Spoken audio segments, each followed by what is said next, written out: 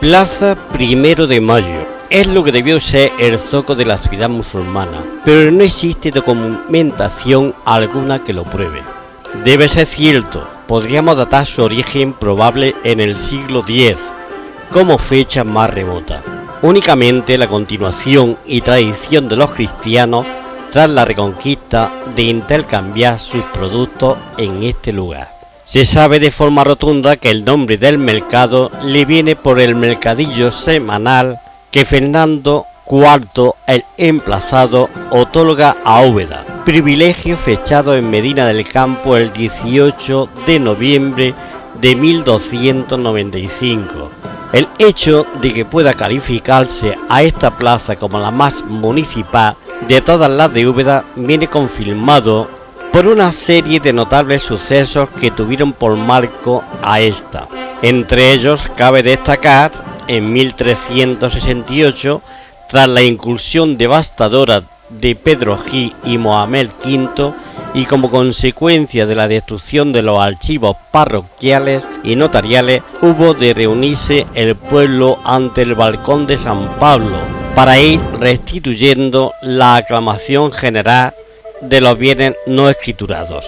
Aunque no consta documentalmente, no es aventurado imaginar que en esta plaza sería el escenario en más de una ocasión de algún que otro enfrentamiento entre los bandos rivales de los Arandas y Travera primero y los Cueva y Molinas después. Sí consta en cambio que los traperas, sobre pretexto de piadosa hermandad, se reunieron en la capilla de San Pablo para conspirar contra su oponente, hasta que el enérgico adelantado de Andalucía, don Perafán de Rivera, mandó cortar la cabeza de uno de sus jefes principales. Aquí, a la sombra de la primitiva iglesia parroquial de San Pablo, se dan la mano edificios de carácter religioso. La planta, como podemos ver, es rectangular y aparece delimitando al norte con la iglesia de San Pablo. Al este estaba el convento de San Andrés. Más abajo se encontraba el hospital de San Pedro y San Pablo. Y en la otra parte, en la esquina, ya hemos visto cómo está situada la casa consistorial. Y más arriba de esta se encontraba la alhóndiga. Los edificios están distribuidos de una manera anárquica. La plaza se estaba rodeada en tres de sus lados con soportales adintelados sobre machones y seguían ejemplos de plazas castellanas. Se llamó Plaza del Cercado. Cazabán afirma que en un principio así se llamaba a esta plaza y don Juan Pascual lo corrobora, que efectivamente tal como figura en el siglo XVII.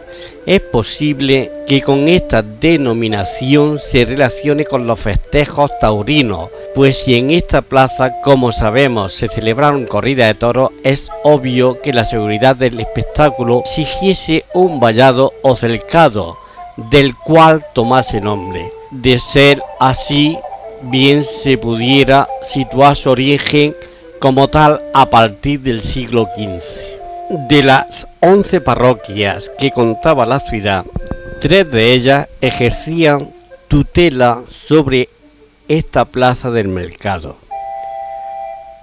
A San Pablo pertenecían las casas del lado norte y las del oeste, así como la manzana que queda frente a la iglesia. A principios del siglo XVI sería Santa María quien tuviese por feligreses a los vecinos del lado sur de la plaza o acera de la derecha de ventaja, mientras que a Santo Tomás pertenecían los del lado oriental, que al desaparecer esta parroquia en 1842, su antigua feligresía pasó a formar parte de la de San Pablo, por lo que hoy todo el perímetro de la plaza pertenece a ella.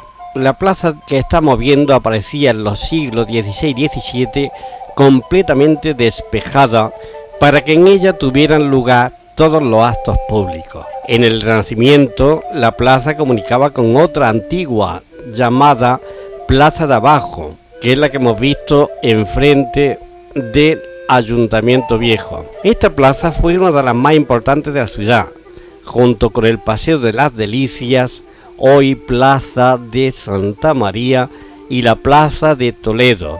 Anteriormente, cada uno de sus tres frentes habitables recibía una denominación. El del lado oeste fue la acera de la Carpintería.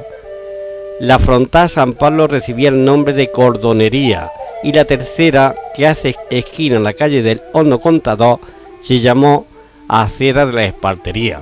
El modelo arquitectónico de su antigua vivienda era consecuencia, lógicamente, del uso dado a la propia plaza.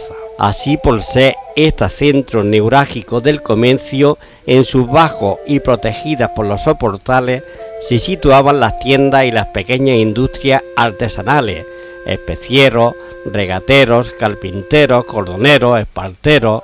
Sobre estos locales comerciales se asentaban por lo general dos plantas destinadas a vivienda.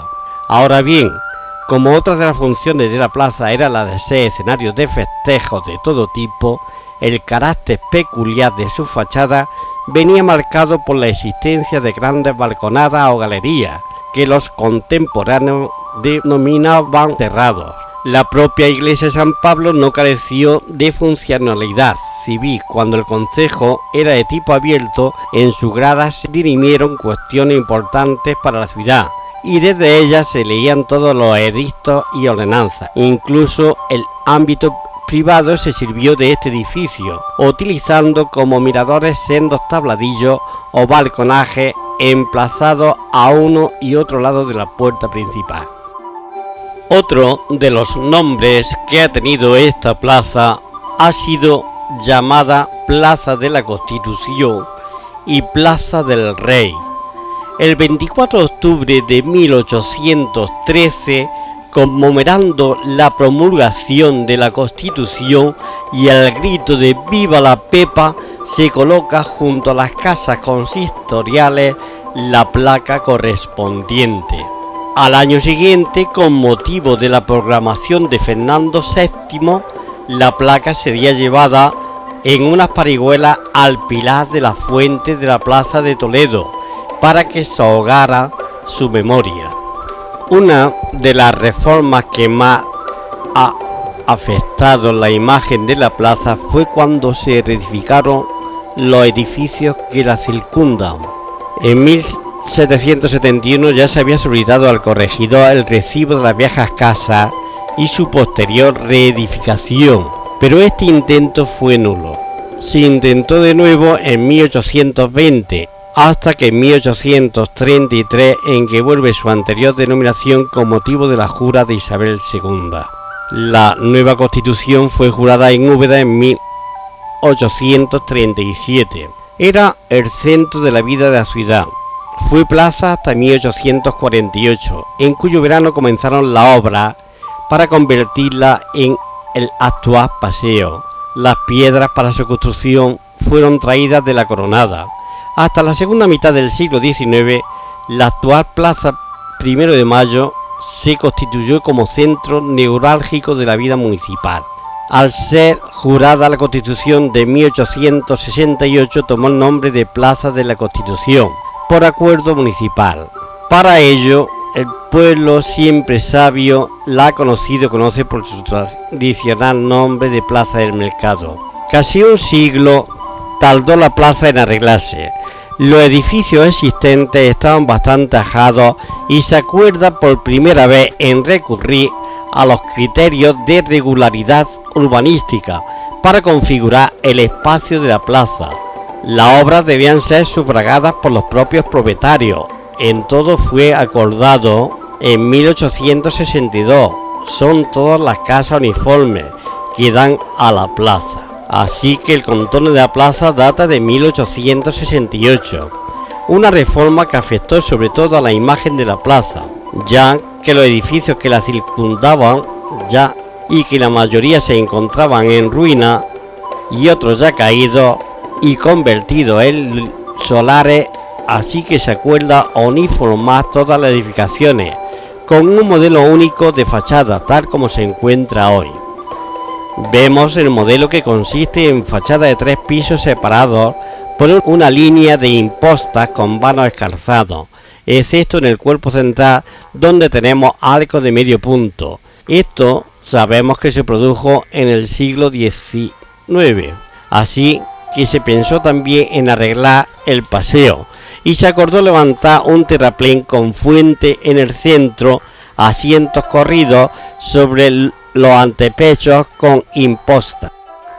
Hablaremos ahora de cómo estaban constituidas esta bella plaza. Anteriormente, cada uno de sus tres frentes habitables recibía una denominación.